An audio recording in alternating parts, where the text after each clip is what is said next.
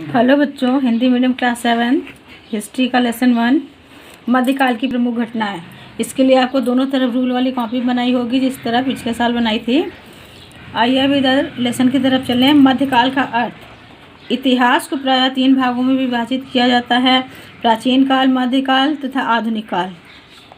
अतः प्राचीन काल और आधुनिक काल के बीच के युग को मध्यकाल कहते हैं। यानी जो प्राचीन काल बीत गया है और अब आधुनिक आने वाला है या आ चुका है, जो भी है, उसके बीच के काल को मध्यकाल कहते हैं। इसके देखिए स्रोत क्या हैं।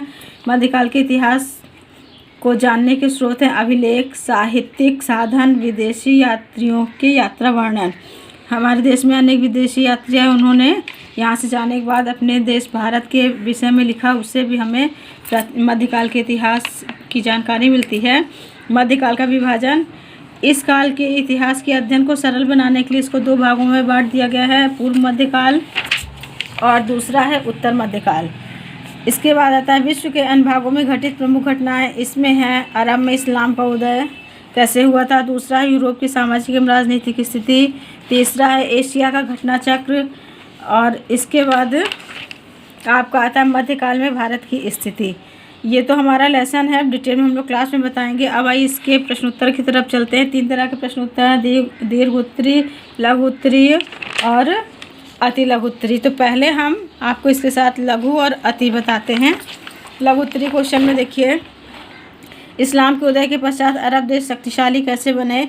इस्लाम के उदय के बाद अरबों का उद्देश्य विजय प्राप्त करने के अतिरिक्त अपने व्यापार को बढ़ाना था। शीघ्र ही अरब के लोग संसार के विभिन्न भागों से व्यापार करने लगे। इस व्यापार से अरब के लोग धनवान और शक्तिशाली हो गए।